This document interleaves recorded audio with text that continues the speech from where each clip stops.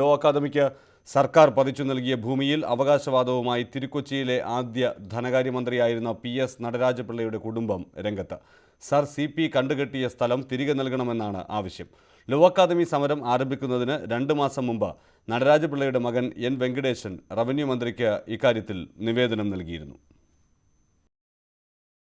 ഇത് Peroorkada law academy സ്ഥിതി ചെയ്യുന്ന ഹാർവിപുരം കുന്നിന് താഴെയുള്ള കോമളലക്ഷ്മി നിലയം.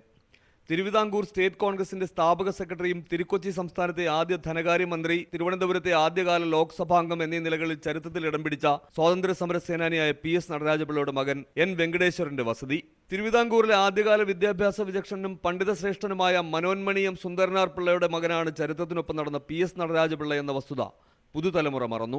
തിരുവനന്തപുരം യൂണിവേഴ്സിറ്റി കോളേജിലെ തത്വശാസ്ത്ര വിഭാഗം മേധാവിയും ശ്രീമൂലം തിരുനാളിന്റെ കാലത്ത് തിരുവിതാംകൂർ കൊട്ടാരത്തിലെ ട്യൂട്ടറുമായിരുന്നു തമിഴ് പണ്ഡിതശ്രേഷ്ഠൻ കൂടിയായ മനോന്മണിയം പിള്ള. ഇതിനുള്ള പ്രത്യുപകാരമായി കരമൊഴിവാക്കി സുന്ദരനാർ പിള്ളയ്ക്ക് കൊട്ടാരത്തിൽ നിന്ന് നൽകിയ 90 ഏക്കറിൽപ്പെട്ടതാണ് ഇന്ന് ലോ അക്കാദമി സ്ഥിതി ചെയ്യുന്ന ഹാർവിപുരം കുന്ന്.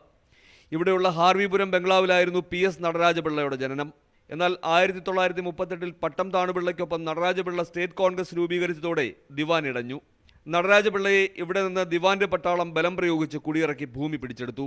പക തീർക്കാൻ വേണ്ടി ഈ ഭൂമി അദ്ദേഹത്തിൽ നിന്നും കിട്ടിയ ചാൻസ് ഉപയോഗിച്ച് പിടിച്ചെടുത്തു. 1954 തിരുക്കൊച്ചിയിലെ ആദ്യ ധനകാര്യമന്ത്രിയായി തെരഞ്ഞെടുക്കപ്പെട്ടപ്പോൾ മുഖ്യമന്ത്രിയായിരുന്ന പട്ടം താണുപിള്ള ഈ ഭൂമി തിരിച്ചു നൽകാമെന്ന് വാഗ്ദാനം ചെയ്തെങ്കിലും ആദർശധീരനും മന്ത്രിയുമായ നടരാജപിള്ള വാഗ്ദാനം നിരസിച്ചു.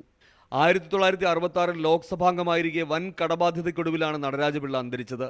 എന്നാൽ 1968 ഈ സ്ഥലം MN ഗോവിന്ദൻ നായർ സ്വന്തം പാർട്ടിക്കാരനായ നാരായണൻ നായർക്ക് നൽകിയെന്നറിഞ്ഞപ്പോൾ കുടുംബാംഗങ്ങൾ ഭൂമിയിൽ അവകാശവാദവുമായി അന്നത്തെ റവന്യൂ മന്ത്രി KR ഗൗരിയമ്മയെ സമീപിച്ചു.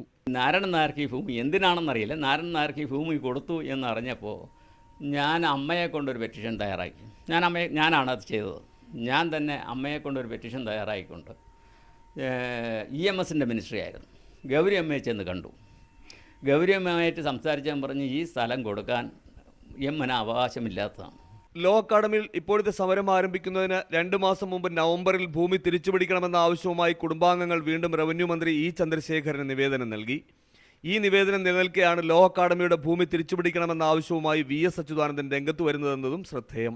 തങ്ങൾക്ക് അവകാശപ്പെട്ടതിൽ കുറച്ച് ഭൂമിയെങ്കിലും തിരിച്ചുപിടിക്കണമെന്ന് ആവശ്യപ്പെടുന്നതിൻ്റെ കാരണവും നടരാജപിള്ളയുടെ മകൻ വെങ്കടേശ്വരൻ വ്യക്തമാക്കുന്നു. എൻ്റെ ആഗ്രഹം എന്ന് പറയുന്നത് അതൊരു അച്ഛനും അപ്പൂപ്പനും വച്ച് താമസിച്ചിരുന്ന കുടുംബ വീട്. അത് ഞങ്ങൾക്കൊരു അപ്പൂപ്പൻ്റെ പേരിലൊരു സ്മാരകം പോലും ഈ നാട്ടിലില്ല. ഈ നാട്ടിൽ വേണ്ടി ഒരുപാട് കാര്യങ്ങൾ ചെയ്ത കക്ഷി. അപ്പം അപ്പൂപ്പൻ്റെ പേരിലൊരു സ്മാരകമായിട്ടും പിന്നെ ആ സ്ഥലം നിലനിർത്തി കിട്ടിയാൽ കൊള്ളാമെന്ന് നമുക്കൊരു മോഹം. ക്യാമറാമാൻ കൃഷ്ണപ്രസാദിനൊപ്പം ബിജു ഗോപിനാഥ്, News 18 തിരുവനന്തപുരം.